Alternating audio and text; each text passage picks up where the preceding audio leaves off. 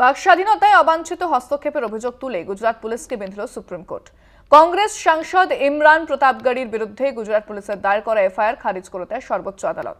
Social মিডিয়ায় ইমরানের post করা একটি কবিতার ভিডিও ক্লিপ ঘিরে বিতর্কের জেরেই কংগ্রেস সাংসদের নামে এফআইআর করে পুলিশ। গুজরাতের কংগ্রেস সাংসদ ইমরান প্রতাপগড়ির সোশ্যাল মিডিয়ায় করা একটি পোস্ট নিয়ে বিতর্কের সূত্রপাত। ভিডিও সহ কবি ফয়েজ আহমেদ ফয়েজের একটি কবিতার মধ্যে ধর্মীয় বিদ্বেষে উস্কানি রয়েছে বলে অভিযোগে সরব হয় বিজেপি। ইমরানের পোস্ট থেকে অশান্তি ছড়ানোর কারণ দেখিয়ে গুজরাট পুলিশ তার নামে এফআইআর করে।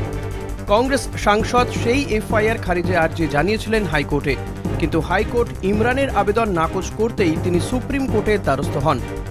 শুক্রবার বিচারপতি অভয় এস ওকা এবং উজ্জ্বল ভূঁইয়ার ডিভিশন বেঞ্চ বাক স্বাধীনতার প্রশ্ন তুলে প্রধানমন্ত্রী নরেন্দ্র মোদী ও স্বরাষ্ট্রমন্ত্রী অমিত শাহের রাজ্যের পুলিশকে কড়া ধমক দেয়। বিতর্কিত কবিতাটি পুরো পড়ার পর দুই বিচারপতির দাবি, ফয়েজের ওই কবিতার মধ্যে কোনো হিংসা বা ঘৃণার বার্তা নেই, তাই ইমরানের পোস্টকে কেন্দ্র করে যেভাবে পুলিশ এফআইআর রুজু করেছে তা এক প্রকার বাক স্বাধীনতার উপর হস্তক্ষেপ বলে মনে করে ডিভিশন বেঞ্চ। পুলিশের করা এফআইআর খারিজ করে দেয় সর্বোচ্চ আদালত। বিচারপতিদের মতে কবিতা, গান, নাটক, শিল্প, ব্যঙ্গচিত্র বা সাহিত্য জীবনকে সমৃদ্ধ করে। ইমরানের ভিডিওয়ে কোনো আপত্তির কিছু নেই বলে স্পষ্ট জানিয়ে দেন ডিভিশন বেঞ্চের বিচারপতিরা। কলকাতা টিভি।